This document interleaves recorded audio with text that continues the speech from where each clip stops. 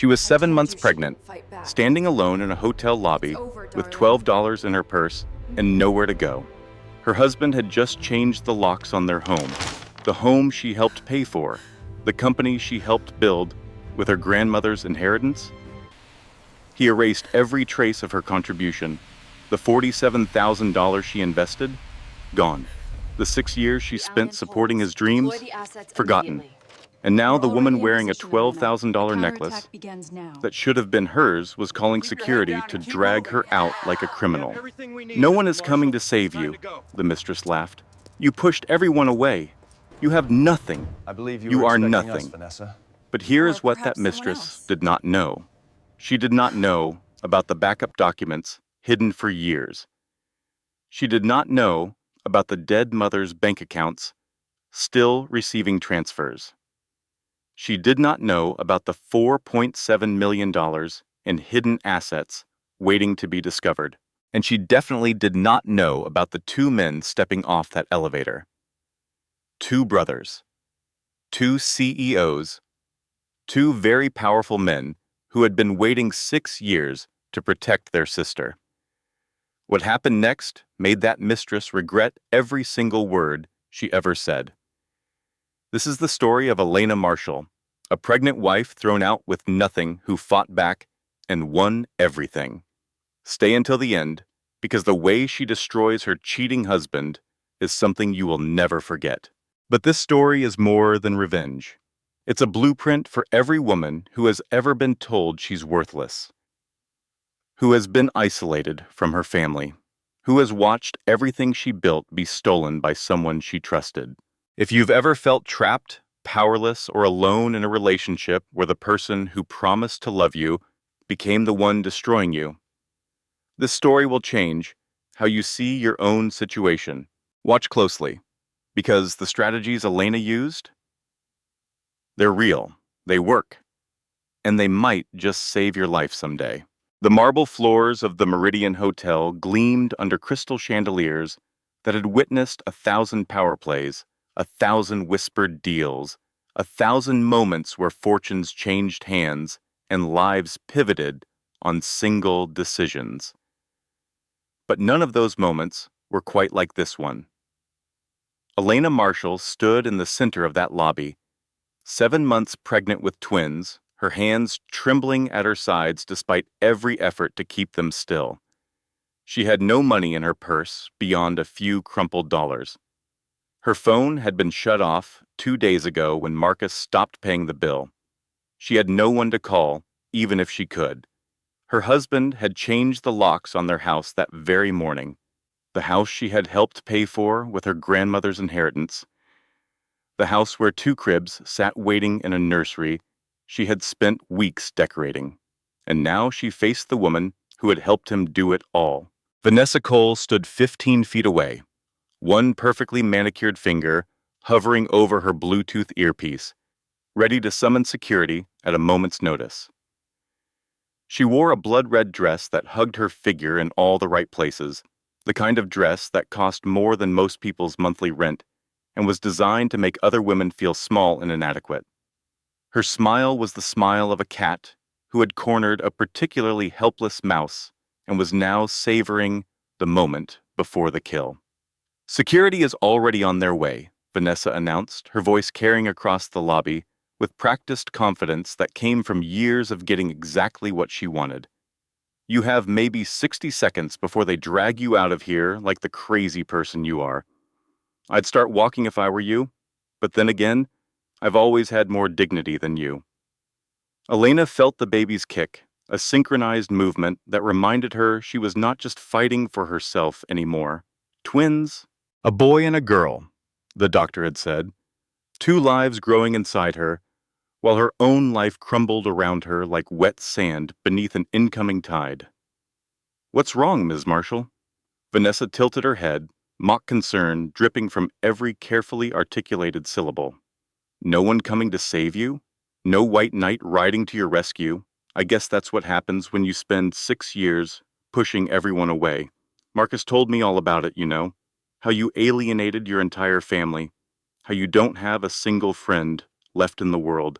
how you drove everyone away with your paranoia and your jealousy. She stepped closer, close enough that Elena could smell her perfume, something floral and expensive that Elena recognized from Marcus's shirts and jackets over the past 2 years. He tried so hard to make it work with you. He really did. But some women just can't be helped. Some women are so broken that they destroy everything they touch.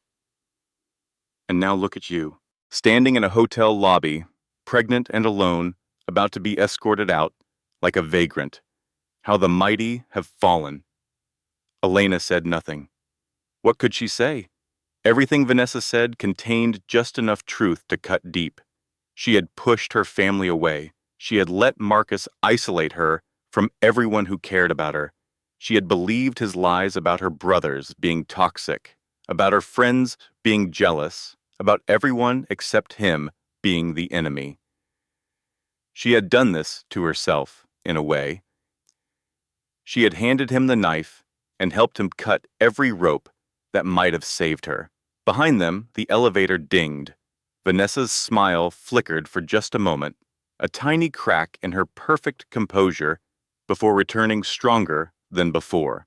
She expected security guards, men in dark blazers who would grip Elena's arms and march her out the front door, while hotel guests watched and whispered. She expected the final humiliation of a woman who had dared to fight back against her own destruction. But the men who stepped out of that elevator were not wearing blazers. They wore suits that cost more than most cars, Italian wool and custom tailoring, the kind of quiet luxury that screamed power louder than any logo or label ever could. They moved with the easy confidence of men who had never once doubted their place in any room they entered. And they were definitely not security. Elena turned to look at them, and for the first time in 6 years she saw her brothers. Derek Kingsley stood 6'3", with the build of a man who had started his career swinging a hammer on construction sites before he started signing contracts worth millions. His shoulders were broad, his hands were calloused despite his expensive suit, and his face was the kind of unreadable that made poker players nervous. But his eyes, when they found Elena's, held something that made her chest ache with a pain she had not allowed herself to feel in years. Marcus Kingsley Jr., whom everyone called Mark, stood beside him, leaner than his older brother, with the easy charm of a man who could sell ice to penguins and convince them they were getting a bargain. His smile was famous in business circles, disarming and warm, but underneath that charm was something sharper, something that made people very nervous when they caught a glimpse of it beneath the surface. Neither brother was smiling now. Vanessa's composure cracked visibly this time. Her perfect smile faltered, her confident posture stiffened, and her finger froze over the earpiece she had been so ready to use. "Who the hell are you?" Elena straightened her spine. For the first time in months, possibly years, she felt something other than despair and exhaustion. She felt the ghost of the woman she used to be before Marcus Marshall had convinced her that her family was toxic, that her brothers were controlling and manipulative, that she needed to cut them out of her life completely to build something new with him. "These are my brothers," Elena said, and her voice did not shake. "Derek Kingsley, CEO of Kingsley Construction. Marcus Kingsley Jr., CEO of Greenhall Logistics." She watched Vanessa's face change as the other woman processed what she was hearing. Kingsley. Elena's maiden name. The name she had given up when she married Marcus Marshall and believed all his beautiful, poisonous lies about how her family had never supported her, had never wanted her to be happy, had tried to control her entire life. Vanessa had never known Elena had brothers. Marcus had made very sure of that. He had erased them from Elena's life so completely that even the woman sharing his bed had no idea they existed. But Vanessa was about to learn that some mistakes cannot be undone. Some bridges, once burned, leave behind people who know how to build new ones. And some women who seem completely alone are only alone because they have not yet remembered who they really are. "I don't care who you are," Vanessa said, but her voice had lost its confident edge. "Security will be here any moment, and all three of you can be escorted out together. This is private property, and none of you have any right to be here." Derek spoke for the first time. His voice was low and calm, the kind of calm that came from absolute certainty about his place in the world. "Actually, this hotel uses Kingsley Construction for all their renovation work. We just finished the new conference center last month. I called the owner on the way over here, and he was very interested to hear about the woman threatening his business partner's sister in his lobby." Vanessa's eyes darted to the concierge desk. The staff members who had been ready to call security were suddenly very interested in their computer screens, their phones, anything except the confrontation happening in the center of their lobby. Mark stepped forward, and his voice was pleasant in a way that somehow made it more threatening than if he had shouted. "Ms. Cole, my sister has offered you a deal. I strongly suggest you take it, because the alternative is going to be very, very unpleasant for everyone involved, especially you." 72 hours earlier, the penthouse apartment occupied the entire 34th floor of the Meridian residential tower. Floor-to-ceiling windows offered views of the city skyline that real estate agents called breathtaking and that Elena had stopped seeing months ago. She moved through the space like a ghost, her footsteps silent on floors that cost more than her mother's entire house. The apartment was always cold. Marcus liked it that way. He said the cold kept him sharp, kept his mind focused. Elena had learned to wear sweaters indoors, to wrap herself in blankets when she sat on the designer couch that looked beautiful but was not actually comfortable for anyone who wanted to relax. At 31 years old, Elena should have had everything. She was married to Marcus Marshall, the rising star of regional logistics, whose face had appeared on the cover of 3 business magazines in the past year alone. His company, Marshall Logistics, had just hit a $40 million valuation. They were expecting twins in 2 months. The nursery alone had cost more than most people earned in a year, with custom furniture from Italy and hand-painted murals on every wall. But Elena could not remember the last time her husband had looked at her when he spoke, could not remember the last time he had asked about her day, her thoughts, her feelings, could not remember the last time he had touched her with anything resembling affection rather than obligation. She found the receipt while hanging up his jacket that evening. It fell from the pocket like a confession, a small piece of white paper that fluttered to the dark marble countertop and changed everything. Tiffany & Company, $12,000. A necklace described in elegant font as 18-karat white gold with diamond pendant, 47 stones, 2.3 carats, total weight. Elena had never received a necklace from Tiffany's.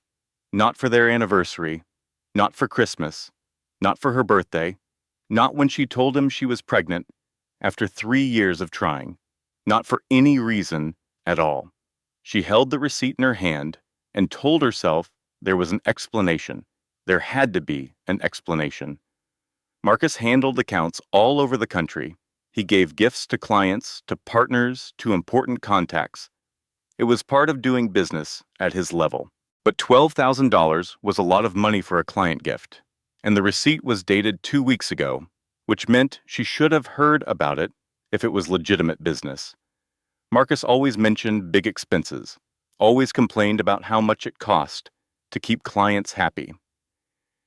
He had not mentioned this. That evening, Marcus came home at 9:30, 2 hours later than he had promised. He smelled like perfume, something floral and expensive that Elena did not recognize, because she had stopped wearing perfume months ago. Certain scents made her nauseous during the pregnancy, and Marcus had never once commented on the change. She waited until he had poured himself a drink, until he had settled into his chair with his phone in his hand, before she spoke. "I found a receipt today, from Tiffany's." He did not look up from his phone. "Client gift, the Henderson account. They're signing a 3-year contract next week, and Mrs. Henderson collects jewelry. It's an investment in the relationship." It was for a necklace, a woman's necklace, diamond pendant. "Yes, like I said, for Mrs. Henderson.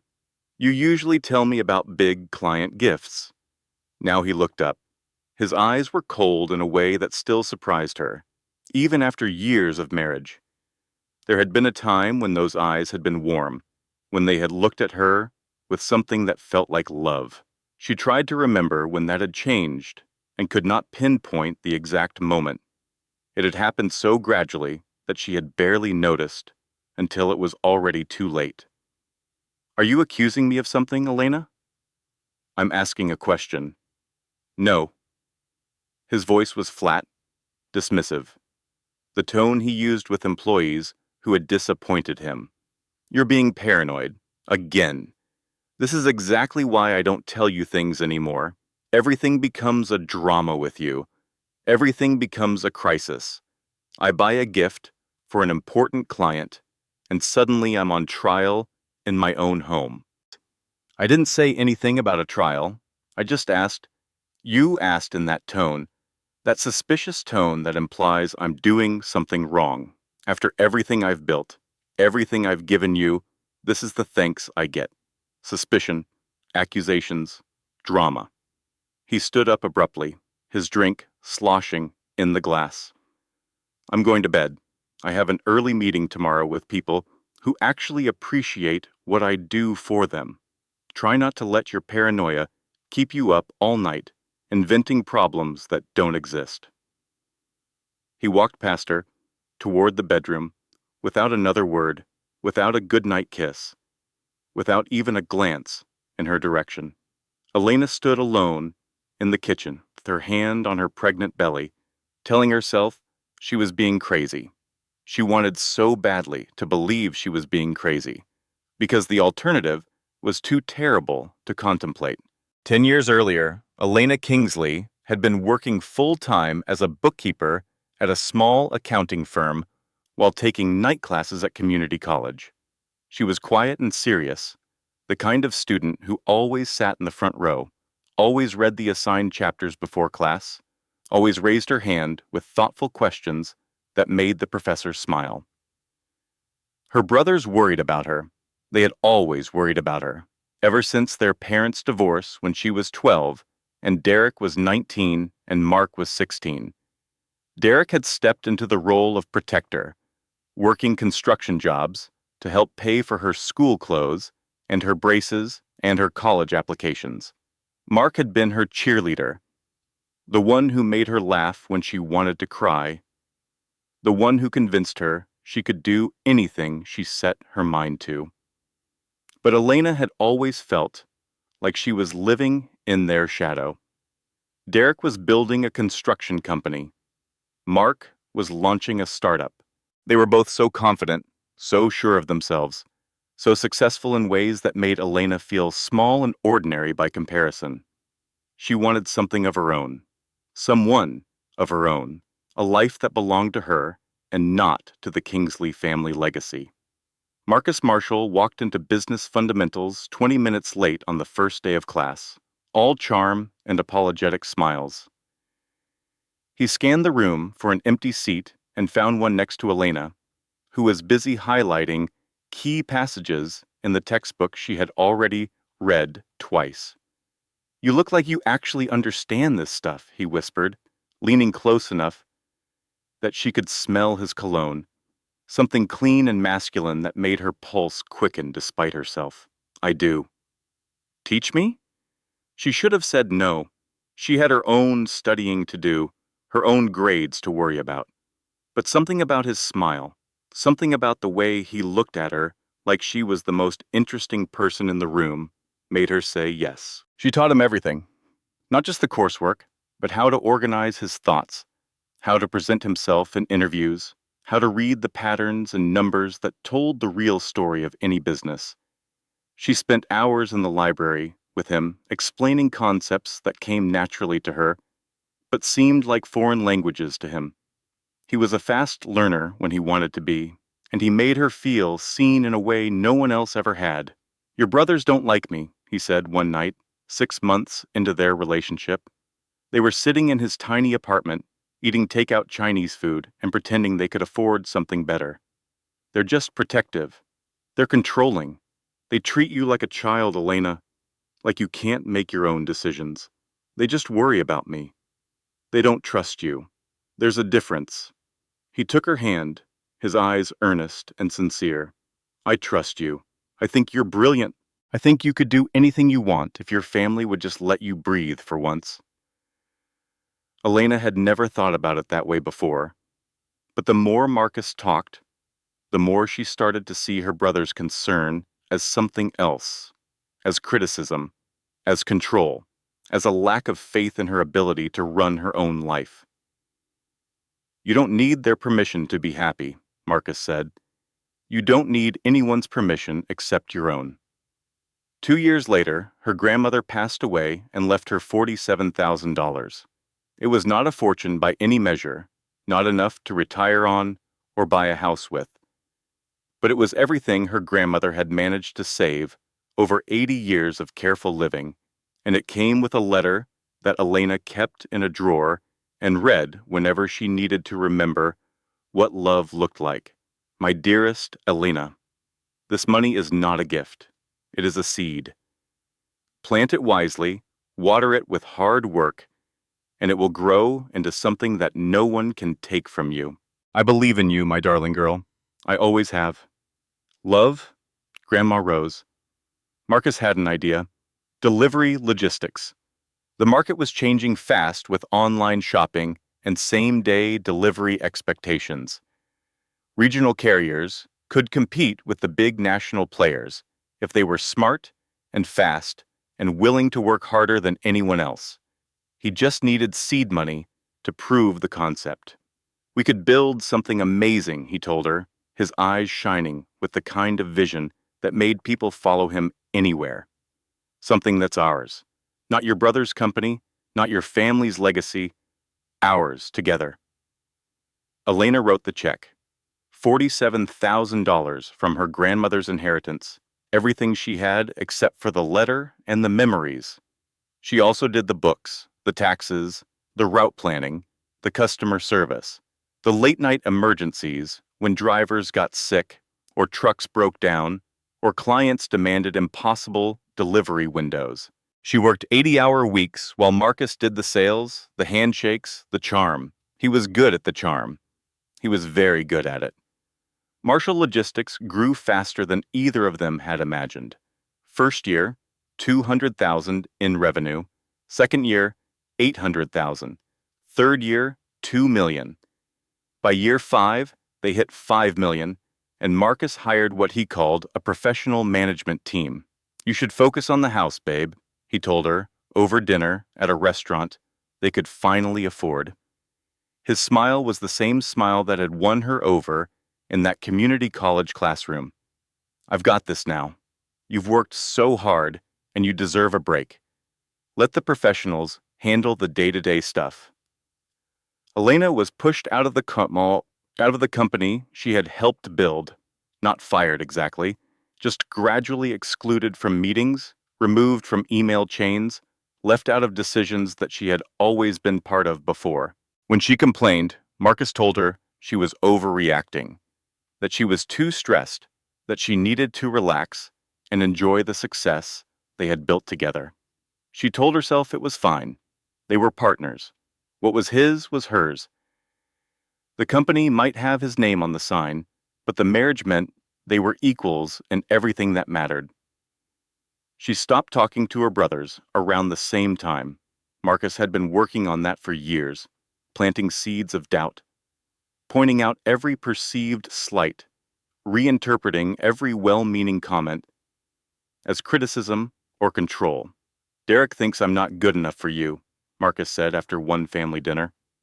He basically said so. He didn't say that. He just asked about our financial plans. That's saying it without saying it. He doesn't trust me. He doesn't think I can provide for you. That's not fair. He's just being careful because he cares about me. He's being controlling because he doesn't think you can make your own decisions. Just like always.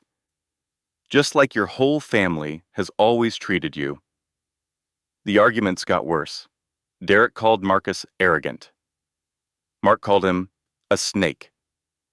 Marcus called them toxic, jealous, determined to destroy Elena's happiness because they couldn't stand to see her succeed without them. Elena chose Marcus again and again and again until the choosing became permanent, until the distance became a wall, until 6 years passed without a single phone call or birthday card or holiday dinner. Her brothers reached out. She found out later that they never stopped reaching out. But Marcus checked her phone, deleted messages, told her they had given up on her, and she believed him because she wanted to believe that her marriage was the most important thing in her life. 2 years ago, after 5 years of trying, Elena discovered she was pregnant. She cried when she saw the positive test, cried harder when the doctor confirmed it, cried hardest when they told her it was twins. Marcus seemed happy about it. He bought champagne, even though she could not drink it, and talked about nursery colors and baby names and the legacy they would build together. But he was working later, traveling more. There was a new head of operations, a woman named Vanessa Cole, whom Elena met exactly once at a company party. Vanessa had shaken Elena's hand and smiled a smile that did not quite reach her eyes. She wore a red dress that cost more than Elena's entire outfit, and she looked at Marcus with a familiarity that made Elena's stomach twist. "So you're the wife. Marcus talks about you." A pause, loaded with meaning. Sometimes. Elena told herself it was just office politics. Just a competitive employee trying to make the boss's wife feel small. It happened all the time in business. It was not just office politics. Now standing alone in her cold penthouse apartment with a receipt for a $12,000 necklace she had never received, Elena could no longer tell herself comfortable lies. She decided to surprise Marcus at the office the next day. His favorite lunch from his favorite deli. Pastrami on rye with extra mustard, coleslaw on the side, a pickle wrapped in wax paper, a cream soda because he always said it reminded him of being a kid. His assistant, a nervous young woman named Brittany, who had been with the company for 6 months, tried to stop her in the hallway outside his office. "Mrs. Marshall, he's in a meeting. Maybe you should wait in the conference room while I let him know you're—" No, Elena opened the door anyway. Marcus was on the leather couch in his corner office. Vanessa was with him. Her blouse was open, revealing lace that was definitely not appropriate for a professional setting. His hand was on her thigh, sliding upward, and around her neck, catching the afternoon light streaming through the floor-to-ceiling windows, was a diamond pendant that sparkled like 47,000 broken promises. $12,000. Tiffany and Company, 47 stones, 2.3 carats. The sandwich bag slipped from Elena's fingers and hit the floor with a soft thud that seemed to echo in the sudden silence. Marcus did not apologize. He did not jump up from the couch or push Vanessa away or stammer excuses like a man caught in a mistake he regretted. He just looked at Elena with something that might have been annoyance, might have been contempt, as if she had interrupted an important business call rather than caught him with his hand on another woman. "You shouldn't have come here, Elena. This is a workplace. We've talked about this." Vanessa stood slowly, deliberately, making a show of buttoning her blouse one button at a time. She smoothed her skirt and adjusted the diamond pendant at her throat with the casual confidence of someone who had won a game Elena had not even known they were playing. "Mrs. Marshall, finally." Vanessa's smile was sharp enough to cut glass. "I've been wanting to meet you properly. Marcus has told me so much about you." A pause, letting the silence stretch into something uncomfortable. "Well, he's told me you exist." Elena could not breathe. Her chest felt tight. Her vision was blurring, and the babies were kicking frantically as if they could sense their mother's distress. She turned and walked out before either of them could see her face crumble, before her legs gave out, before the sob building in her throat escaped and gave them the satisfaction of seeing her completely broken. She made it to the elevator before the tears came. That night, Marcus came home with a man in a gray suit carrying a leather briefcase that probably cost more than Elena's first car. The man had the bland, professional smile of someone who made his living delivering bad news to people who could not afford to hear it. "We need to discuss the future," Marcus said, spreading papers across the kitchen counter, where Elena had once planned their wedding reception, where they had laughed and dreamed and promised to love each other forever. The papers were divorce filings. The terms were simple, printed in legal language that somehow made cruelty sound reasonable. Elena Marshall was entitled to nothing. "The house is in the company's name," Marcus explained, his voice patient, like he was teaching a slow student. "Technically, you've been living in corporate housing. The cars are leased to the company for tax purposes. Our accounts have been restructured over the past year for better financial management. Everything is where it should be, where it's always been." "I put in $47,000 of my own money," Elena said, her voice barely above a whisper. "My grandmother's inheritance. I worked 80-hour weeks for 3 years. I built the accounting system from scratch. I handled every client complaint, every delivery problem, every crisis that came up at 3 in the morning while you were sleeping. Prove it." Marcus leaned forward, and his voice was soft, almost gentle, almost kind. The voice of a man who was very good at making women believe whatever he wanted them to believe. "All the early records were lost in that office flood. Remember? The one 3 years ago? Very unfortunate. All those founding documents, investment records, partnership agreements, all gone. The insurance company was very sympathetic, but there was nothing anyone could do." Elena remembered the flood. She remembered how calm Marcus had been about losing all those important documents, how he had shrugged and said these things happen and moved on without a backward glance. She remembered thinking it was strange at the time that he should have been more upset about losing years of irreplaceable records. Now she understood. The flood had not been an accident, it had been a strategy. He had planned this. Maybe not from the very beginning, maybe not from the day he sat next to her in that community college classroom and asked her to teach him.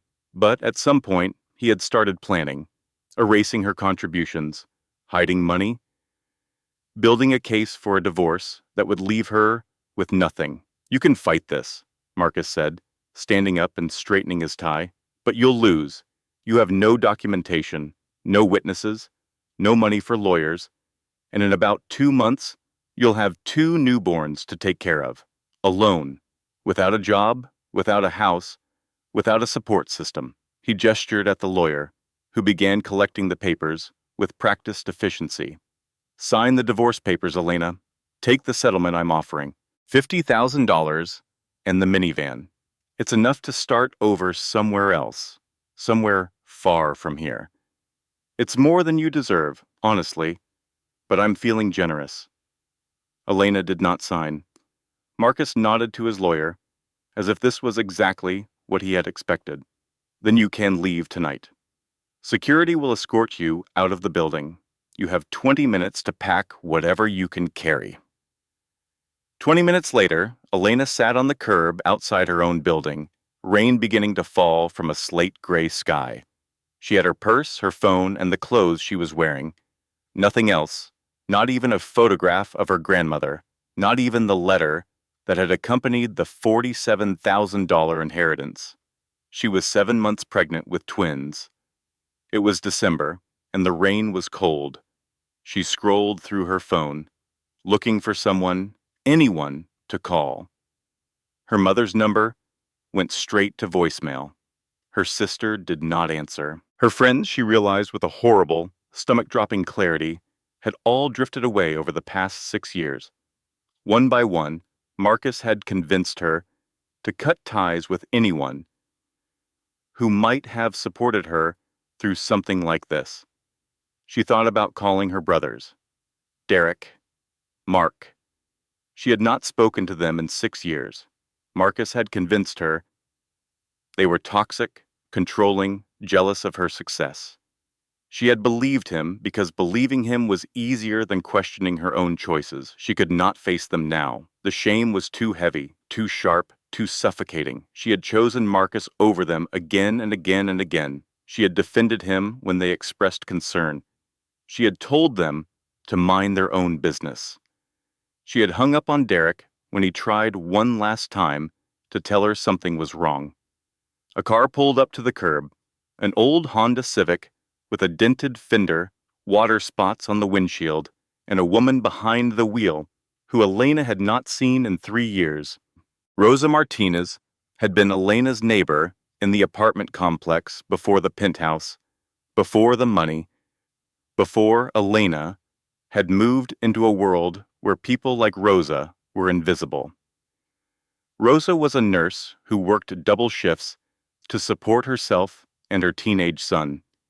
She was practical, kind, and utterly without pretense. She rolled down the window, rain spattering on the worn upholstery inside. Elena? Girl, what are you doing sitting in the rain like that? You're going to catch pneumonia. Elena looked up. She was too tired to pretend, too exhausted to maintain the facade of the successful wife with the perfect life. He threw me out, Rosa. I have nowhere to go. Rosa did not ask questions. She did not judge. She did not remind Elena of all the times she had not returned calls, had not shown up to barbecues in the courtyard, had slowly erased their friendship because Marcus said people from the old neighborhood were not the kind of connections a successful man's wife needed. Rosa just reached over and opened the passenger door. Get in the car, Elena. We'll figure out the rest later. Rosa's apartment was small by any standard, just 2 bedrooms for her and her teenage son Miguel, a cramped kitchen where every inch of counter space served multiple purposes, and a living room that doubled as a dining room when the folding table came out. It was clean but crowded, filled with the accumulated evidence of a life lived on careful budgets and hard work. It was the opposite of the penthouse, and Elena had never been more grateful for anything in her entire life. Rosa made tea while Elena sat on the second-hand couch, still shaking from cold and shock and the terrible understanding of how completely her life had collapsed. Miguel was at school, so the apartment was quiet except for the rain against the windows and the whistle of the kettle on the old gas stove. Here, Rosa pressed a warm mug into Elena's hands. Drink this, then tell me everything. Elena told her. The affair, the receipt from Tiffany's, walking in on Marcus and Vanessa in his office, the divorce papers that gave her nothing, the flood that had conveniently destroyed all evidence of her contribution to the company. Rosa listened without interrupting, her face carefully neutral in the way of someone who had learned not to show shock or judgment because both were useless when someone was drowning.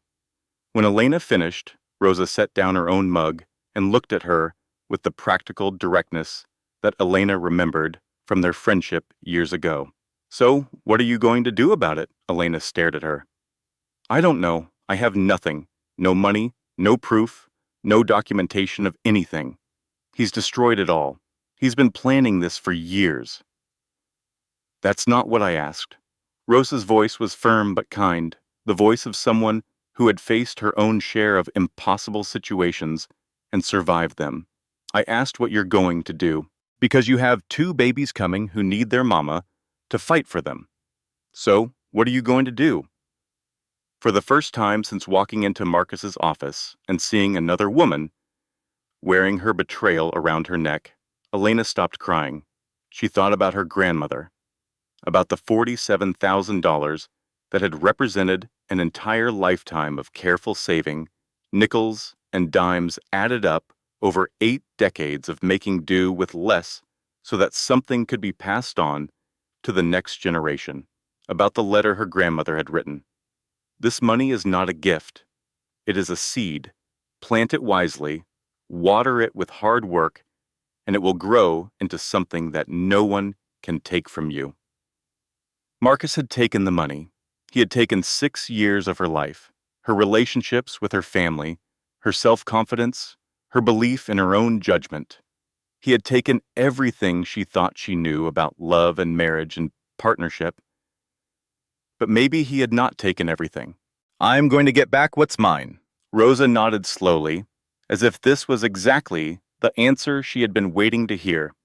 Good. Now drink your tea. We have work to do. The next morning, Elena took inventory of what she had left. Her old phone, still working, but Marcus paid the bill, so it would probably get shut off within the week. When he realized she wasn't going to sign the divorce papers and disappear quietly. She would need to get a new one, something prepaid that couldn't be traced or controlled. $340 in a personal checking account that Marcus had never known about. She had opened it years ago, before the marriage, and had kept it as a small rebellion against his insistence on knowing where every penny went. He had never found it because he had never thought to look. She was just the wife, after all. Just a woman without secrets or resources, or the ability to plan for her own survival. Her purse, her identification, the clothes she was wearing, the practical flat shoes she had chosen for the surprise lunch visit that had turned into the worst day of her life, and her brain, which had once been sharp enough to catch a $30,000 embezzlement at her old accounting job, using nothing but receipts and a gut feeling. She started making lists. It was what she did. It was what she had always done. Even before Marcus, even before college, even as a teenager, organizing her homework and her chores and her plans for the future. Lists made chaos manageable. Lists turned overwhelming problems into actionable steps. Lists gave her something to control when everything else was spiraling beyond her grasp. Rosa watched her write, a small smile playing at the corner of her mouth. There she is. There's the Elena I remember. Elena looked up from her legal pad, covered in neat handwriting and bullet points and questions that needed answers. I need to see my old boss, Diane Crawford. Diane Crawford had taught Elena everything she knew about forensic accounting, following money through shell companies and hidden accounts, finding the patterns that people tried to hide, building cases out of receipts and bank statements, and the small mistakes that even careful criminals eventually made. Diane had retired from the big accounting firm where Elena had worked, but she had not retired from work itself. She had started her own forensic accounting consultancy, specializing in exactly the kind of case Elena was now facing: divorces, where one spouse had systematically hidden assets and erased evidence. Diane's office was in a modest building downtown, nothing flashy, sandwiched between a dentist and a real estate agency. But the diplomas on the wall were from Yale and Stanford, and the client list included some of the most difficult divorce cases in 3 states. Elena Kingsley. Diane looked older than Elena remembered, her hair grayer, her reading glasses thicker, but her eyes were just as sharp, taking in Elena's rumpled clothes and exhausted face and the obvious pregnancy with a single assessing glance. My best junior accountant, the one who caught the Harmon embezzlement with nothing but receipts and a gut feeling. It's Elena Marshall now. I know who you married. Diane's voice was carefully neutral, giving nothing away. I also know you quit accounting to focus on the home. Always wondered about that decision. You had real talent. Diane, I need help. Sit down. Tell me everything. Elena explained it all. The investment from her grandmother's inheritance. The years of work, building Marshall Logistics from nothing. The slow exclusion from the company she had helped create. The convenient flood that destroyed the records. The affair. The divorce papers. The fact that on paper, she was entitled to nothing, because on paper, she had never existed. When she finished, Diane was quiet for a long moment, her pen tapping against her notepad in a rhythm Elena remembered from their days working together. You have no documentation? Marcus destroyed it all. Or he thinks he did. What do you mean by that? Elena took a breath. This was the moment of truth. Either she had something to work with, or she had nothing at all. I was the bookkeeper for Marshall Logistics for the first 3 years. I did everything. Every receipt, every invoice, every tax document passed through my hands. And I was trained by you, Diane. What's the first rule you taught me about financial documentation? For the first time, something like a smile crossed Diane's weathered face. Always keep backup copies. Multiple copies, stored in multiple locations. Never trust that original documents will be there when you need them. I have bank statements from my old accounts going back 10 years. I have emails because I never deleted anything important. I have my grandmother's letters that specifically mention the $47,000 gift and its intended purpose.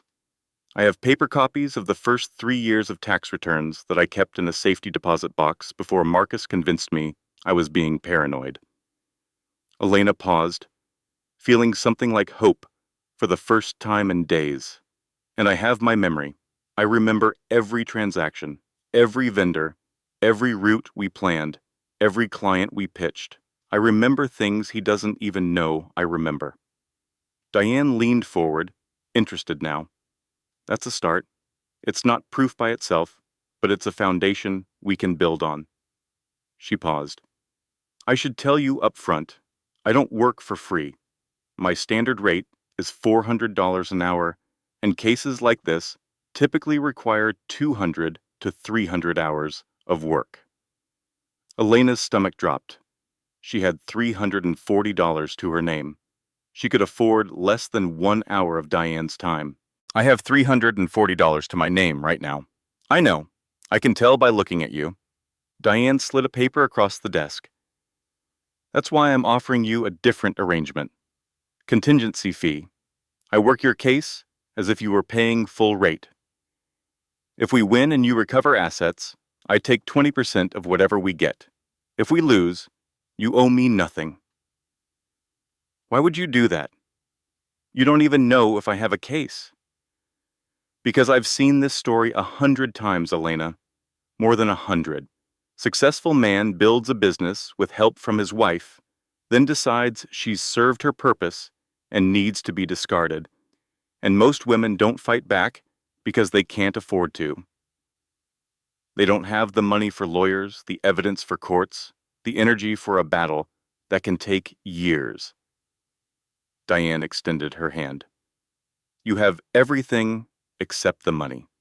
And I hate men like your husband. I've built my entire second career around making them pay for what they do. So, do we have a deal? Elena shook her hand. That night, Rosa's kitchen became a war room. Elena spread papers across the table, bank statements from her old accounts, printouts of emails she had forwarded to herself years ago when she first started to feel uneasy about how things were going. Her grandmother's letters in their faded envelopes, tax documents she had copied and stored without really knowing why. Miguel, Rosa's 17-year-old son, helped her organize everything into folders on his laptop. He was good with computers, headed to community college next year, with plans to study information technology, and he approached the task with the careful attention of someone who understood that details mattered. Ms. Marshall, you really kept all this stuff? He stared at the stack of statements and receipts, some of them so old the paper was starting to yellow. My grandmother always said, paper doesn't forget. People do. I guess I took that to heart. Rosa came in with sandwiches, insisting that Elena needed to eat for the baby's sake, even if she did not feel hungry herself. You really think you can prove he stole from you? Not stole exactly. He was smarter than that. What he did was erase me, made it look like the company was always his idea, his money, his work, made it look like I was just the wife who stayed home and spent his earnings. Elena picked up one of her grandmother's letters, the paper soft from years of handling, but he made one mistake. What? He thought I was just the wife. He never respected what I actually did, which means he never thought about what I might have kept. He never imagined I would fight back because he's spent 6 years convincing me that I'm powerless. She looked at Rosa and Miguel, at the small kitchen table covered in the evidence of her past, at the life that was slowly coming back into focus. He was wrong about me. 1 week later, Diane called with news that changed everything. I found something interesting about that flood, the one that supposedly destroyed all your early records. Elena gripped the phone tighter. What did you find? I pulled the insurance claim that Marshall Logistics filed after the water damage. The company received $42,000 in compensation for destroyed documents and equipment. But here's the thing. Diane paused, and Elena could hear the satisfaction in her voice. The water damage was only to one filing cabinet, one single cabinet out of 23 in that storage room. And guess which cabinet was affected? The one with the founding documents. Exactly. Partnership agreements, investment records, original incorporation papers. Your name was on all of them before the flood. After the flood, mysteriously, only versions without your name existed. Every other cabinet in that room was completely untouched. Elena closed her eyes. She had suspected, but hearing it confirmed was different. It made it real in a way that suspicion alone could not. He targeted it deliberately.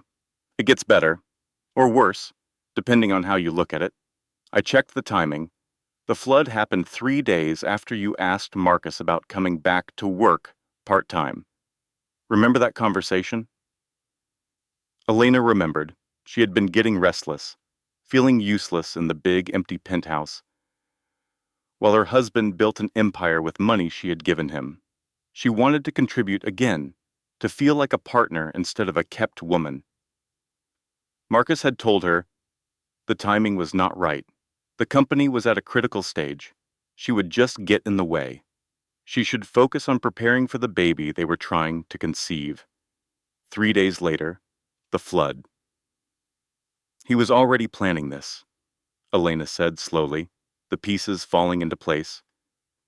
With horrible clarity. He was already erasing me. That conversation made him accelerate his timeline because he realized I might start asking questions. There's more. I made some calls to contacts I have in various courthouses. Your husband was married before. Elena's blood went cold. What?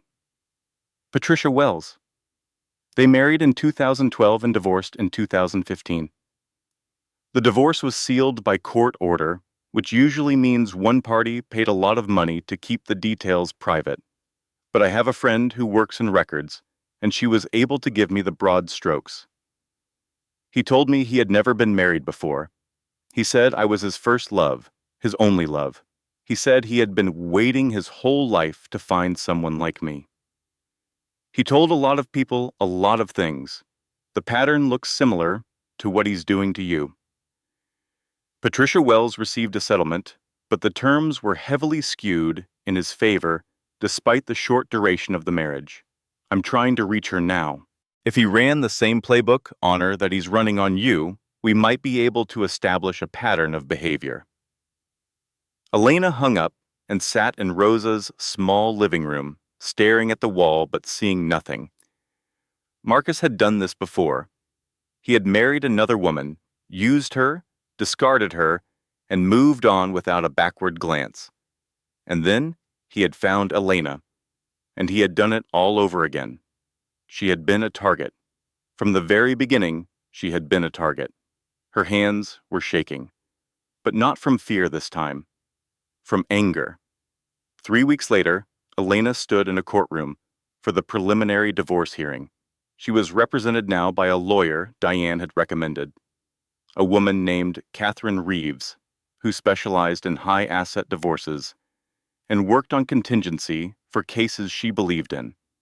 Catherine was 53 years old, had been divorced twice herself, and approached family law with the aggressive precision of a surgeon removing a tumor. They presented their evidence. Bank records proving the $47,000 transfer from Elena's personal account to the business account that would become Marshall Logistics. Emails showing her involvement in daily operations, her signature on vendor contracts, her name copied on client correspondence. Tax returns from the first 2 years listing her as a company officer. A designation Marcus had quietly removed in year 3 without telling her.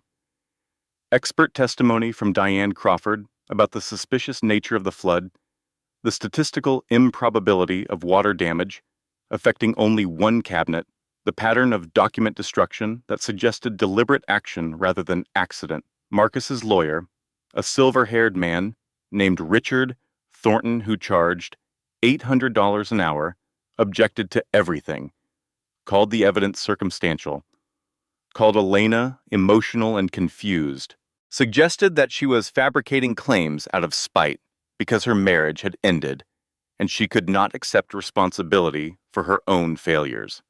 The judge was a woman in her 60s named Margaret Holloway, who had presided over family court for 23 years and had very little patience left for games. "Mr. Marshall," Judge Holloway said, peering at Marcus over her reading glasses, "I'm looking at bank records showing a $47,000 transfer from your wife's personal account to your business account in 2015. Are you claiming she had no stake in this company?" Marcus shifted in his seat. It was a gift, a loan. She agreed to invest without expecting anything in return. She wanted to support my dream. "Which is it, Mr. Marshall? A gift or a loan? Because those are very different things legally, and you've just claimed both in the same sentence." Marcus's lawyer requested a continuance to review the newly presented evidence. The judge granted Elena emergency relief instead. $8,000 per month in spousal support, effective immediately. The right to return to the family home pending final resolution of the divorce, because a woman 7 months pregnant should not be sleeping on a friend's couch, while her husband lives in a penthouse she helped pay for. Elena moved back into the apartment that night. She walked through the rooms that had once felt like a prison and now felt like something else entirely, a battlefield, a place she had every right to be. She slept in her own bed, wrapped in sheets that still smelled faintly of the life she had lived before everything fell apart. She walked through the nursery, touched the cribs she had spent weeks choosing, the mobile she had hung herself because Marcus was too busy with work. For one moment, just one, she allowed herself to believe she might actually win. 2 weeks later, she came home from a doctor's appointment to find the locks changed again. Marcus was inside the penthouse with Vanessa and a new lawyer, a younger man with hungry eyes and an expensive watch. He opened the door, but blocked her from entering, his body filling the doorway like a wall. "The house is in the company's name. I'm the CEO. This is a corporate asset, not a family home. You're trespassing on company property. The judge ordered access to the family home. This property was transferred to a different corporate entity 6 days ago." Marshall Holdings, LLC. Check the deed yourself. The family home no longer exists. There's only corporate real estate. He smiled. That same smile from 10 years ago in that community college classroom. Charming, confident, empty of anything resembling human warmth. You're good, Elena. Better than I expected, honestly. But I'm better. I've been doing this longer than you've been paying attention. Behind him, Vanessa waved, her diamond pendant catching the light. Bye, Mrs. Marshall. Don't forget to write. I hear prison pen pals are very popular these days. The door closed in Elena's face. She stood on the sidewalk outside her own building, rain beginning to fall again, because it was December, and the weather seemed determined to match her circumstances. Her hospital bag was in that penthouse, her clothes, the nursery she had spent weeks preparing, the letters from her grandmother that she had brought from Rosa's apartment, everything. That night, the stress finally became too much. Elena started having contractions at Rosa's apartment. Sharp pains that came in regular intervals, too early, too soon. Rosa recognized the signs immediately. We're going to the hospital. Now, don't argue with me. The emergency room was bright and cold and full of people moving with purpose. They put Elena in a bed, hooked her up to monitors, brought in a doctor named Patterson, who had kind eyes and a calm voice. You're not in active labor yet, Dr. Patterson said, after the examination, but you're showing signs of severe preterm stress. The babies are fine for now, but I'm putting you on complete bed rest. No stress, no physical activity, no work of any kind. I can't do that. I have a court case. I have evidence to gather. I have, Mrs. Marshall. Dr. Patterson's voice was firm. If you don't rest, you will deliver these babies at 32 weeks instead of 40. They'll spend their first month in the NICU instead of in your arms. Is that what you want? Elena lay in the hospital bed, staring at the ceiling tiles, listening to the beep of monitors and the distant sounds of the emergency room. Her phone buzzed. A text from a number she didn't recognize. He did this to me too. I have proof. Call me. Patricia Wells. Elena called Patricia Wells from her hospital bed the next morning. After a sleepless night of monitoring and medication and nurses who checked on her every hour. Patricia's voice was guarded at first, careful, the voice of someone who had learned not to trust easily. She had clearly spent years building walls around herself, protecting the wounds that Marcus Marshall had left behind. But when Elena explained her situation, when she described the affair, and the divorce papers, and the convenient flood, and the changed locks, something shifted in Patricia's tone. It's the same playbook, Patricia said, and there was a tremor in her voice that might have been anger or relief, or both. Exactly the same, word for word.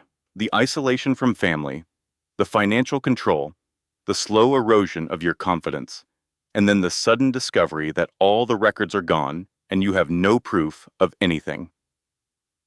How did you find me? LinkedIn. I've been watching him for 12 years. I set up alerts for his name, his company, anything related to him. I saw the news about the fraud investigation, and I started digging. When I found your name, I knew. I knew exactly what he was doing to you because he did it to me first. Why didn't you fight when it happened to you? A long pause. Elena could hear Patricia breathing on the other end of the line, could almost feel the weight of years of regret and shame. I was too scared, too ashamed. He made me think I was crazy, Elena. He would say things that weren't true and then insist I had misremembered. He would promise things and then deny ever promising them. By the time I realized I wasn't imagining everything, I had already signed away everything. I was so desperate to get away from him that I took whatever he offered just to be done. So, why now? Why reach out to me after all this time? Because you're fighting. I watched the court records, saw the motions your lawyer filed. You're not giving up like I did. And if you're fighting, maybe we can win together. Maybe I can help you avoid the mistakes I made. Elena felt something shift in her chest.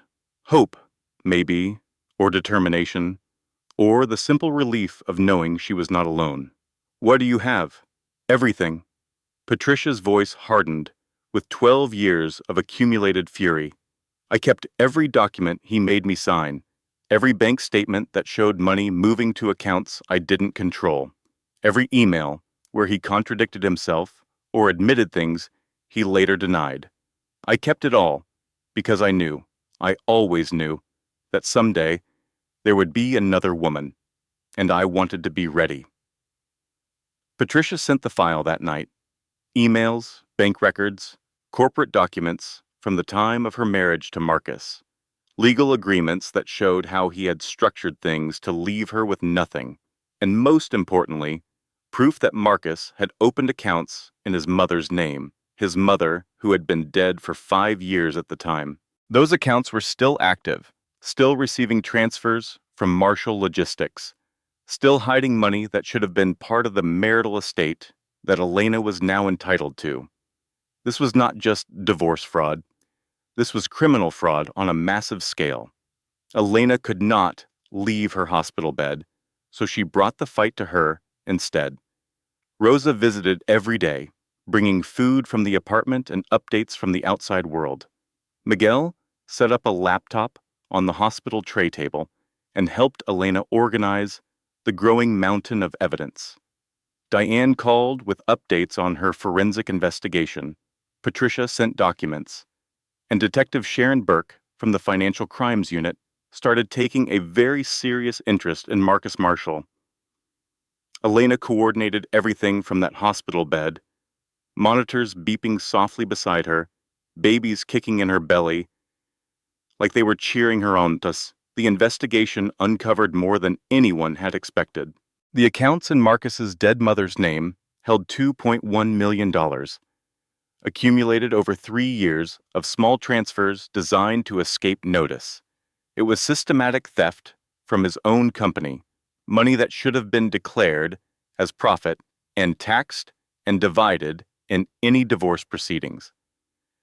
Vanessa Cole's name appeared on another account with $800,000 in it. She probably didn't even know where the money had come from or what it was really for. She was a signature on paper, nothing more. A fall guy being set up to take the blame if anything went wrong. And then there was the memory that had been nagging at Elena for weeks.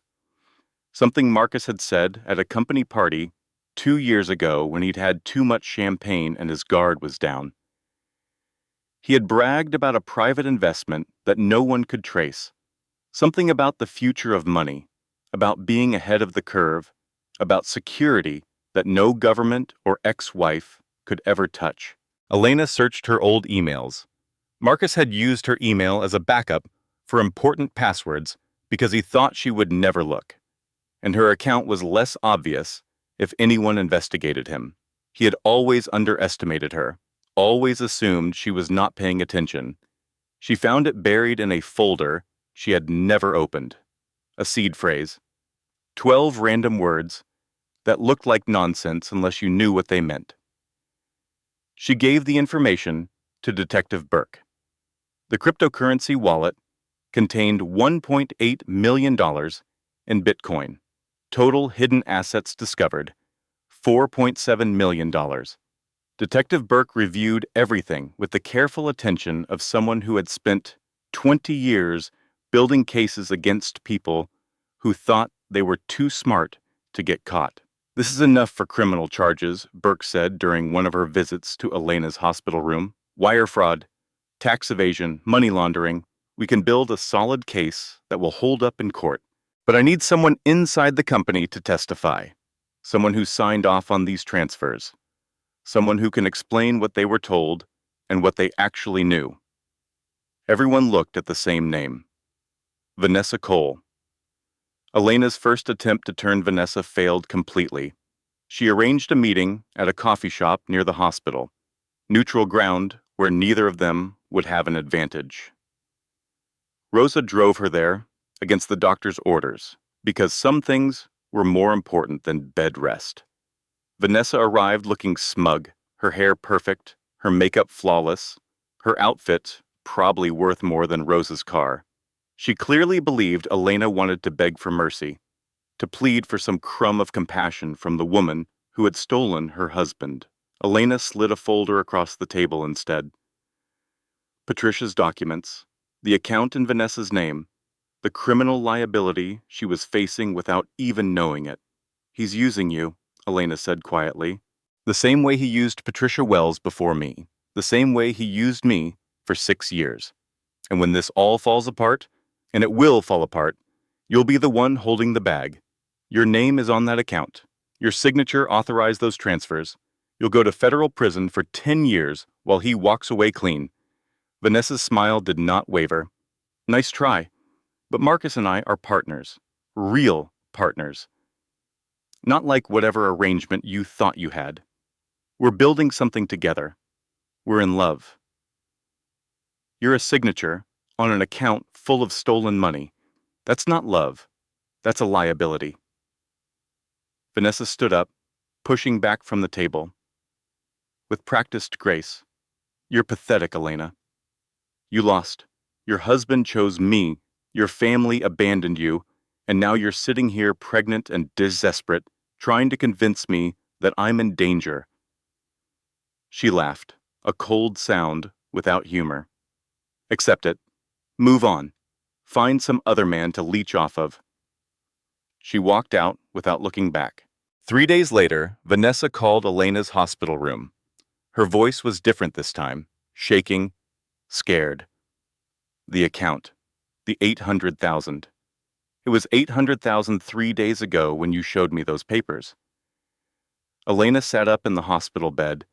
And now? There's 12,000 left.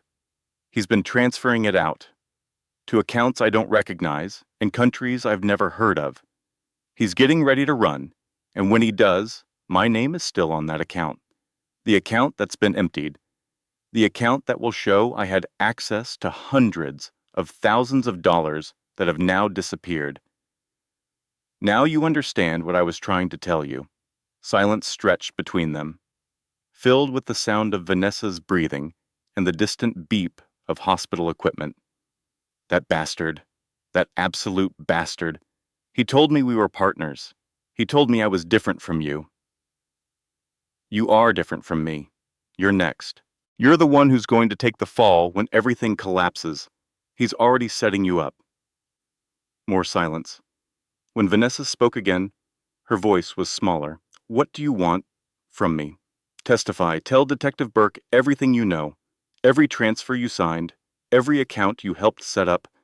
Every lie he told you to get your cooperation. I'll go to prison. You'll get a deal. Reduced charges.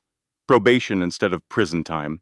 But only if you cooperate first, before they arrest him, before his lawyers have time to pin everything on you. The longest silence yet. I need to think about it. She hung up. 2 days later, Vanessa still had not called back. But something else happened instead.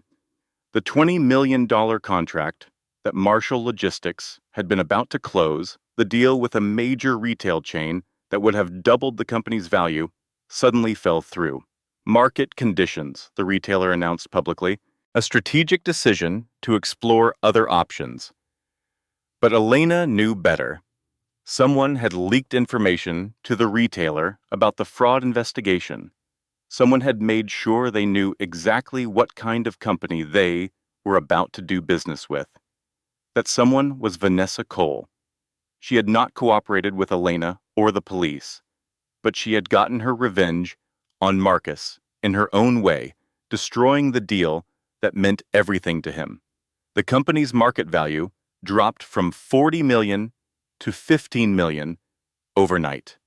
Marcus was scrambling, his lawyers in emergency meetings, his investors demanding answers, his carefully constructed empire beginning to crumble. And that was when Vanessa finally called back. "I'm in. Tell me where to meet the detective." Everything came together faster than Elena had dared to hope. Vanessa's testimony provided the inside view that prosecutors needed. She explained how the transfers worked, how the accounts were structured, how Marcus had convinced her to sign documents without reading them because he said it was just paperwork, just formalities, just the boring stuff that business required. Patricia's documentation established a pattern of behavior stretching back 12 years. This was not a one-time mistake or a moment of weakness.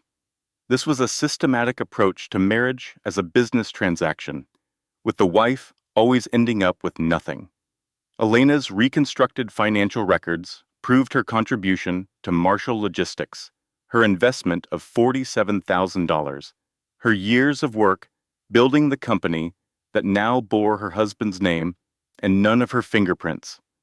The Bitcoin wallet, the dead mother's accounts, the suspicious flood, the locked doors and the changed deeds, and the endless lies upon lies upon lies. Detective Burke arrested Marcus at his office on a Tuesday morning in late January. The footage was beautiful in its simplicity. Marcus Marshall, in handcuffs, being walked past the company sign with his name on it, his face a mask of disbelief as photographers captured his fall from grace. He had never believed any of them would fight back. He had spent so many years manipulating women, convincing them they were crazy or worthless or alone, that he had forgotten some women eventually remember who they really are. The divorce hearing reconvened 3 days after the arrest, with Marcus under criminal indictment, facing charges that could put him in prison for decades. His lawyers had lost all leverage. They could posture and threaten, but the facts were no longer in dispute. Judge Holloway read the interim settlement with something that might have been satisfaction. Elena Marshall was awarded 65% of all marital assets, approximately $9.75 million after debts and penalties. Full custody of the unborn twins. The family home, legitimately transferred this time through proper legal channels. All attorney fees to be paid by Marcus. Elena was wheeled out of the courthouse in a wheelchair because she was still on bed rest, still under doctor's orders to minimize stress and physical activity.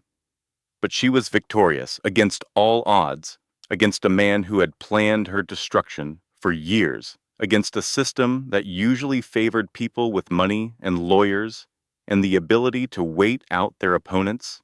She had won. Rosa squeezed her hand as they reached the car. "You did it." Elena looked at the blue sky above them, at the world that had nearly crushed her, at the life that was slowly coming back into focus. We did it. All of us. For one moment, just one, she allowed herself to believe it was over. It was not over. 1 week after Marcus's arrest, his lawyers filed an emergency motion for custody of Elena's unborn children. The argument was carefully constructed to seem reasonable, presented by attorneys who charged $1,000 an hour to make cruelty sound like concern. Elena was homeless, they claimed, living with a friend rather than in a stable residence. Elena was unemployed, with no demonstrable income or career prospects. Elena was mentally unstable, supported by a psychiatric evaluation from a doctor who had never actually met her but had been paid handsomely by Marcus's family to provide a professional opinion based on Marcus's descriptions of her behavior. The motion included statements from Marcus's mother, his mother who had been dead for 5 years. Someone was impersonating a dead woman to manipulate the court system, to steal children from their mother, to continue Marcus's pattern of destruction even from a jail cell. The judge scheduled a hearing. If Elena could not prove stability by the time the babies were born, if she could not demonstrate that she was fit to be a mother, Marcus could get custody. He could take her children from her without ever leaving prison. Then came the call from her sister. Sarah had not returned Elena's calls in months. Not since before the divorce papers. Not since Marcus first started laying the groundwork for Elena's isolation. Elena had assumed her sister was just busy, or that the old distance between them had grown too wide to bridge, or that Sarah had chosen to believe whatever lies Marcus was telling about her. But Sarah had not been busy. She had been talking to someone who claimed to be Marcus's mother. Elena, I've been doing some thinking about all of this. Sarah's voice was tired, confused, the voice of someone who had been manipulated without knowing it. Mrs. Marshall called me. She says you've been lying about everything. She says you're trying to destroy her son for money. She says the affair never happened. The fraud is all made up. You're just a bitter woman trying to punish a good man for falling out of love with you. Elena's blood went cold. His mother is dead, Sarah. She's been dead for 5 years. I attended her funeral. What? No, I spoke to her just yesterday. She called me from her house in Florida. She was crying about what you're doing to her son. Sarah, listen to me carefully. Marcus has someone impersonating his dead mother to manipulate our family. I don't know who, but it's not real. None of it is real. He's lying to you the same way he lied to me for 6 years. I don't know what to believe anymore. Sarah's voice cracked. He seemed like such a nice man. You seemed so happy. But now the police are involved, and there's all this money, and I think maybe you should stop this, Elena. For the sake of the children. Whatever happened between you and Marcus, those babies deserve a father. Those babies deserve a mother who isn't being gaslit by her own family. Sarah hung up before Elena could say anything else. Her own sister did not believe her. Her own sister thought she was the villain of this story. The stress was finally too much. That night, Elena went into labor. Real labor this time, not the warning contractions that had sent her to the hospital before. Her body had decided the time had come, ready or not, and there was nothing anyone could do to stop it. Rosa drove her to the hospital, breaking speed limits and running red lights, while Elena gripped the door handle and tried to breathe through the pain.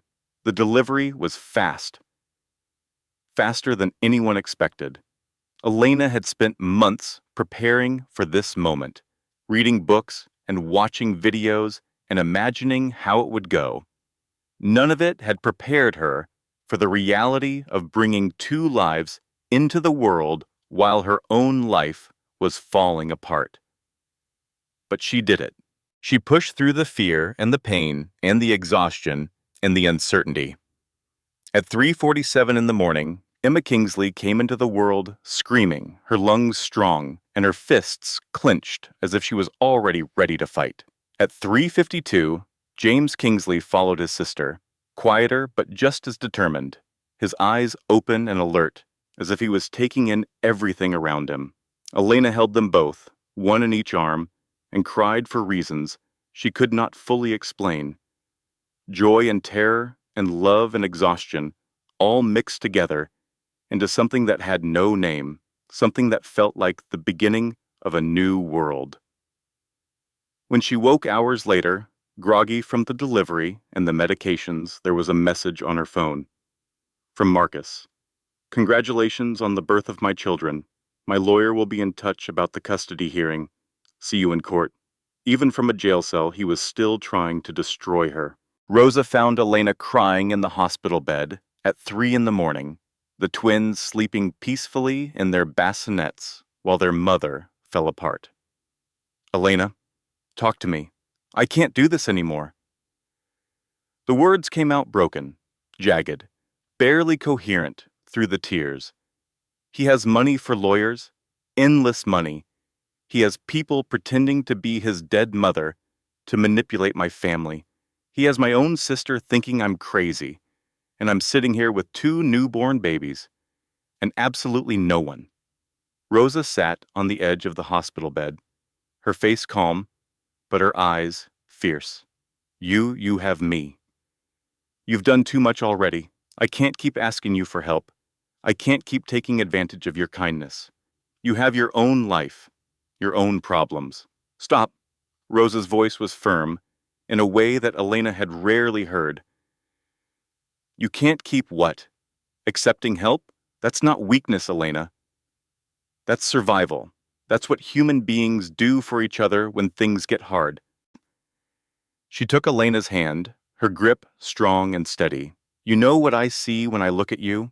I see a woman who was thrown out of her own house with nothing. No money, no support, no proof of anything. And instead of giving up, instead of taking the easy settlement and disappearing like he wanted, she built a case that put her husband in handcuffs. You did that. You. Not some rich family. Not some powerful connections. Just you and your receipts and your stubborn brain. Elena looked at her babies. Emma, James, so small, so helpless, so completely dependent on her to fight for them. What if I lose? Then you lose, and you appeal, and you fight again, and you keep fighting until you win or until there's nothing left to fight for. Rosa squeezed her hand. That's what we do. That's what mothers do. Elena wiped her eyes. The fear was still there, heavy and cold in her chest, but something else was there too. Something that felt almost like determination. I need to make a call. Elena had not spoken to her brothers in 6 years. 6 years of silence because Marcus had told her they were toxic. 6 years of missed birthdays and holidays and ordinary Tuesdays when she could have called just to say hello. 6 years of believing that the man she married was the only family she needed.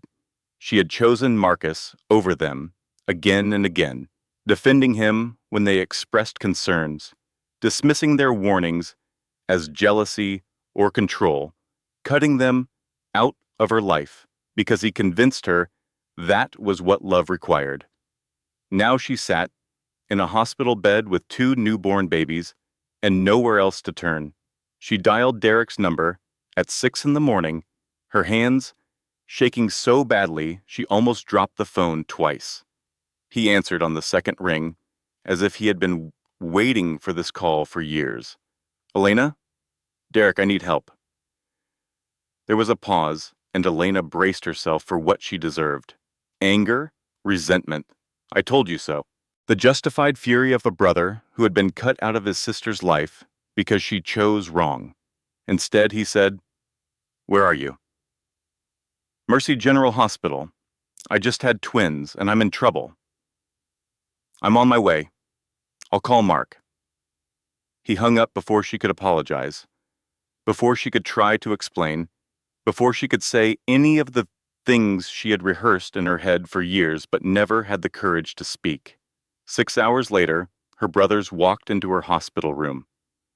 Derek looked older than she remembered, grayer at the temples, lines around his eyes that had not been there before, but his eyes were the same, steady and calm and completely unreadable, until you got to know him well enough to see the emotions he kept locked away.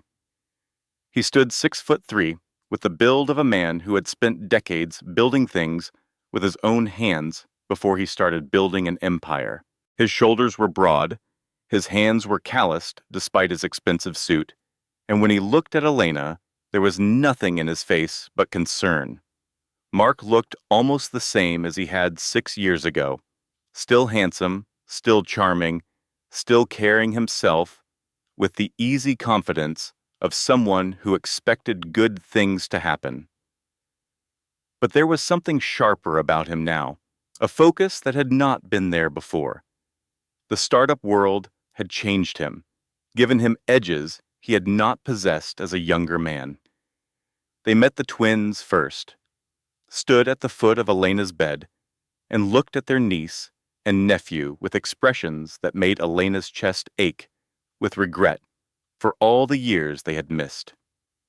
Derek reached out and let baby Emma grip his finger. His face softened in a way Elena had almost forgotten was possible. She's beautiful. They both are, Mark said, watching James sleep. You did good, sis. Then they sat down, one on each side of her bed, and Elena told them everything. 6 years of isolation, How Marcus had convinced her that her family was the problem, that they were toxic and controlling and jealous of her happiness. The affair, the fraud, the flood that destroyed the evidence, the divorce papers that gave her nothing, the changed locks, the custody fight, the fake mother calling her sister. When she finished, the room was silent except for the soft sounds of the baby's breathing. Derek was still, his face unreadable. Mark was pacing at the foot of the bed, unable to contain his energy. "Why didn't you call us sooner?" Mark finally asked, and there was pain in his voice rather than accusation. "I was ashamed. I chose him over you for years. I told you to mind your own business. I hung up on Derek when he tried to warn me. I didn't think—" She had to stop, swallow the lump in her throat. "I didn't think you would come. You didn't think we'd come. No." Derek spoke for the first time since she started telling her story. His voice was quiet, but it filled the room. "We would have come, any time, for any reason. That's what family does. I know that now." Derek nodded slowly, accepting her words without judgment. "What do you need?" Elena took a breath. This was the moment of truth. She was asking for help from people she had hurt, people she had abandoned, people who had every right to tell her to solve her own problems. "I need to end this. Not just the divorce, that's almost done. I need to end his power over me, over my children, over my life. He's still fighting from jail. He's got a custody hearing in 2 weeks where he's going to try to prove I'm unstable. His lawyers are going to argue that I'm unfit to be a mother. How can we help? He has a meeting with a judge tomorrow to argue for joint custody. Vanessa is supposed to testify that I'm unfit, that I'm dangerous, that I'm not capable of caring for children. I need to confront her. Make her understand that testifying against me is the worst decision she can make." Derek and Mark exchanged a look that Elena remembered from childhood. The silent communication of brothers who had spent their whole lives watching each other's backs. "And you need us there because when she sees I'm not alone anymore, she'll fold. She's a coward. She only attacks when she thinks she's winning. If she sees that I have family, real family, who will fight for me, she'll back down." Mark stopped pacing. "When do we leave?" The Meridian Hotel was exactly the kind of place Marcus Marshall loved. All marble and crystal, designed to make people feel small and expensive at the same time. Every surface gleamed. Every employee moved with practiced efficiency. Every detail screamed money and power and success. Elena walked into the lobby 24 hours after being released from the hospital. She was exhausted, still sore from the delivery, running on coffee and determination. Rosa was watching the twins at the apartment. Her brothers were somewhere behind her, waiting for their cue. Vanessa was at the concierge desk, giving instructions to staff members who jumped at her every word. She looked nervous in a way Elena had never seen before. The legal situation had changed everything. Marcus was in jail awaiting trial. The company was hemorrhaging value. The future she had been promised was evaporating like morning fog. When she saw Elena, her face hardened into familiar contempt. "You're not supposed to be here. This is harassment. I'll have you arrested. I'm here to give you one last chance, Vanessa. Don't testify tomorrow." "Or what? You'll sue me?" "You already did. You'll have me arrested?" "I'm not the one who committed fraud." "No, but you signed documents that make you look like you did. I'm here to offer you a way out. Refuse to testify. Tell the truth about what Marcus asked you to do. Walk away from this before it destroys you completely." Vanessa laughed, a brittle sound without humor. "You're desperate.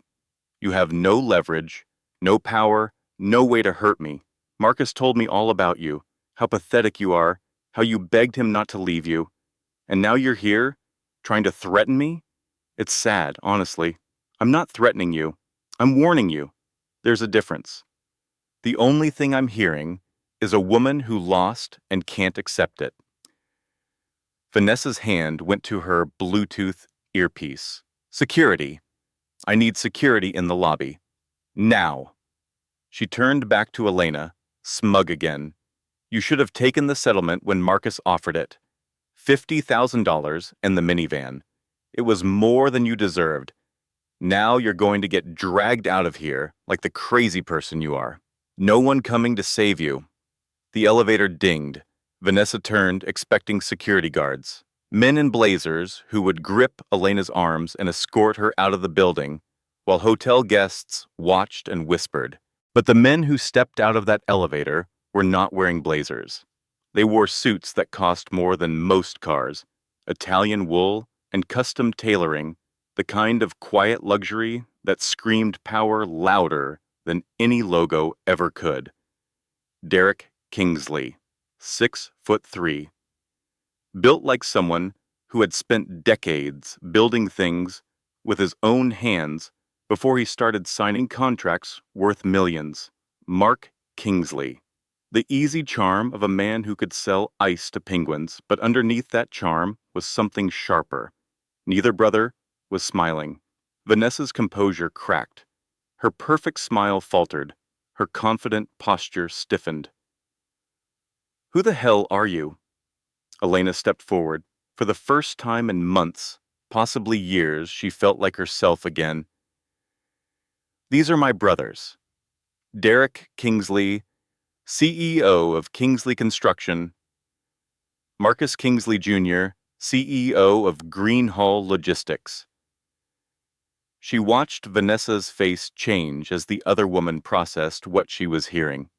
Kingsley, Elena's maiden name. The family Marcus had told her was toxic and controlling and dangerous. The family Marcus had told Vanessa did not exist. I don't care who they are, Vanessa said, but her voice had lost its confident edge. Security will be here any moment, and all three of you can be escorted out together. Derek spoke, his voice calm and level. Actually, this hotel uses Kingsley Construction for all their renovation work. We just finished the new conference center last month. I called the owner on the way over here, and he was very interested to hear about the woman threatening his business partner's sister in his lobby. Vanessa's eyes darted to the concierge desk. The staff members, who had been ready to call security, were suddenly very interested in their computer screens. Mark stepped forward. Ms. Cole, my sister has offered you a deal. I strongly suggest you take it. You can't intimidate me. No one's intimidating anyone. We're just here to make sure my sister has a chance to speak without being dragged out by security.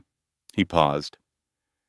But since we're here, I should mention that Greenhall has been looking to acquire a last-mile logistics provider.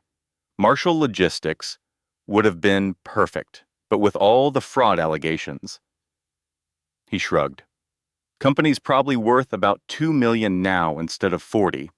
I wonder who the creditors will go after when it folds. Vanessa understood. If Marshall Logistics collapsed completely, she was not just a witness. She was a target. Everyone Marcus owed money to would come after anyone whose name was on those accounts.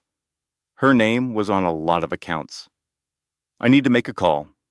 She stepped away, phone pressed to her ear. Elena watched her pace near the windows, watched her face change as whoever was on the other end spoke.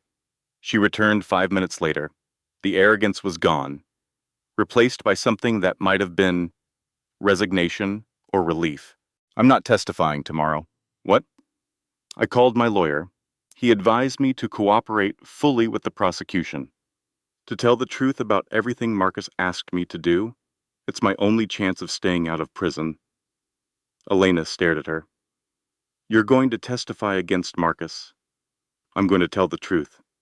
I should have done it months ago. She looked at Elena, and for the first time, there was something almost human in her expression.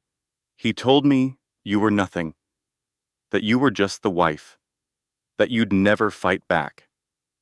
He was wrong. Yeah. Vanessa laughed bitterly. He was wrong about a lot of things. She walked away without another word. Elena looked at her brothers. Derek put a hand on her shoulder. Mark was grinning. That was worth the trip, Mark said. The look on her face when she realized who we were. Derek nodded. Let's go. You need to rest. Those babies need their mother healthy. They walked out of the hotel together, three siblings reunited after 6 years of silence. The December air was cold but clean, and for the first time in months, Elena felt like she could breathe. 2 days later, the custody hearing became a formality. With Vanessa's full cooperation and refusal to testify for Marcus, his legal team had nothing left. No credible witnesses, no leverage, no way to paint Elena as unstable when every piece of evidence pointed to Marcus as the criminal. The judge dismissed the custody motion in less than 10 minutes. Elena retained full custody of Emma and James. Marcus would have no rights to his children until the criminal case was resolved, and given the evidence against him, that resolution was not looking favorable for his side. The criminal case accelerated in the weeks that followed. Vanessa's testimony, combined with Patricia's documentation and Elena's carefully reconstructed evidence, created an airtight case that even Marcus's expensive lawyers could not crack. He pleaded guilty to avoid trial. His sentence was 7 years in federal prison. The final divorce hearing was almost anticlimactic after everything that had come before. Judge Holloway read the settlement into the record with something like satisfaction in her voice. Elena Kingsley, she said, using Elena's maiden name rather than the married name she had never really wanted. 65% of all marital and business assets, totaling approximately $9.75 million after debts and penalties, full custody of the minor children, Emma and James Kingsley, all properties previously transferred to shell corporations would be returned to the marital estate. Marcus sat at the defense table in an orange jumpsuit, smaller than Elena had ever seen him. He did not look at her. He signed the papers his lawyer put in front of him with the mechanical movements of a man who had finally run out of plays. The judge asked if he had anything to say before they finalized the divorce. Elena. His voice cracked. I'm sorry. I never meant for things to go this way. I loved you at the beginning. I really did. Elena looked at the man she had once believed was her soulmate. The man who had promised her forever and given her 6 years of careful destruction. Your Honor, I don't need his apology. I just need his signature on the papers. The judge almost smiled. Mr. Marshall, sign the papers. He signed. Elena walked out of the courthouse with her brothers on either side. Rosa was waiting in the car with the twins, both of them sleeping peacefully in their car seats. It was over. 3 years passed. The office occupied the second floor of a modest building in downtown Newark, above a bakery that made the whole stairwell smell like cinnamon and fresh bread every morning. The sign on the door read, Kingsley Financial Consulting, in simple gold letters. Beneath that, smaller, Forensic Accounting for Divorce and Family Law. Elena Kingsley sat at her desk, surrounded by papers organized in color-coded folders and labeled tabs. The system of someone who had learned that documentation was power. The office was modest. She could afford bigger now, much bigger, but this was enough. This was hers. On the wall behind her desk hung 3 things. Her CPA certificate, earned again after the divorce when she decided to rebuild her career on her own terms. A photograph of Emma and James at the beach, 3 years old, covered in sand and grinning. And her grandmother's letter, framed in simple wood. My dearest Elena, this money is not a gift. It is a seed. Plant it wisely, water it with hard work, and it will grow into something that no one can take from you. Love, Grandma Rose. Marcus had taken the $47,000, but he could not take what it had taught her. 3 years later, every character in the story had an ending. Marcus Marshall served year 4 of 7 at a federal prison in upstate New York. He lost everything. The company sold to creditors for pennies on the dollar, the properties foreclosed, the reputation destroyed beyond any hope of recovery. His mother's memory was disgraced by the accounts he had opened in her name. He wrote letters to the twins on their birthdays. Elena read them, did not respond, put them in a drawer. She would give them to Emma and James when they were old enough to understand what their father had done and why she had fought so hard to protect them from him. He would be out in 3 more years. He would be 41, broke, with a felony record that would follow him forever. He would have to start over with nothing. Elena did not wish him harm. She just did not think about him anymore. He took up exactly as much space in her life as he deserved, which was none at all. Vanessa Cole served 2 years of probation and 500 hours of community service. She was blacklisted from the logistics industry, could not find work in any related field, moved back to Ohio to live with her mother. She worked as a bookkeeper at a hardware store, a far cry from the corner office she had once occupied. 2 years after the trial, she sent Elena an email.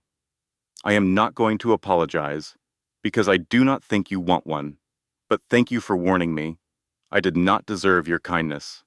Elena did not respond. She did not need closure from Vanessa. She had built her own. Patricia Wells finally got the justice she had waited 12 years for. Her testimony was crucial to the criminal case. She wrote a blog about her experience that went viral, reaching millions of women who recognized their own stories in hers. Now she worked as an advocate for women in financial abuse situations, speaking at conferences, consulting with lawyers, helping other survivors find their voices. She and Elena met once a year for coffee. Not friends exactly, but connected by survival.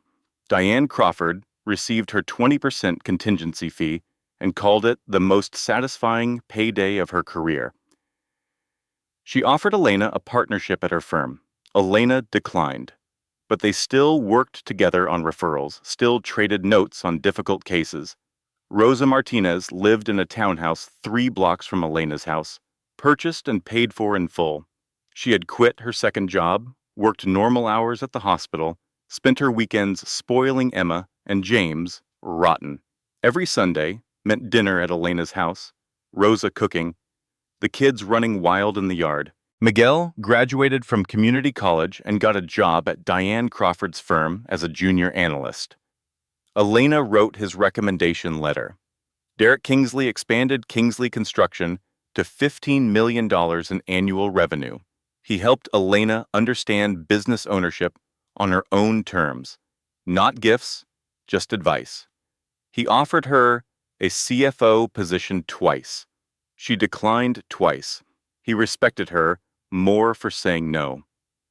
They talked every week now, 6 years of silence, slowly being filled. Mark Kingsley closed his Series A funding round for Greenhall. $12 million raised from investors who believed in his vision.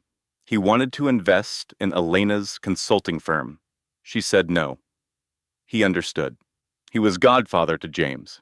Derek was godfather to Emma.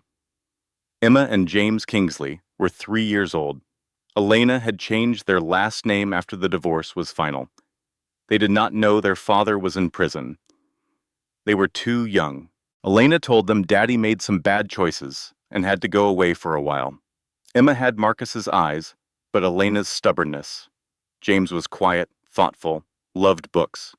They would know the full truth someday. But for now, they were just kids. They deserved to be just kids. Pastor William Hayes, Marcus's uncle, who had initially sided against Elena, called her after the trial to apologize. "I let family loyalty blind me to the truth. I am sorry for what I said about you." Elena accepted his apology. She did not forget, but she accepted. He was not part of her life, but she did not hold grudges. It took too much energy. And Elena Kingsley herself. The phone rang in her small office above the bakery. She answered on the second ring. Kingsley Financial Consulting. A woman's voice, shaky and uncertain. "Hi, my name is Melissa. Someone gave me your number.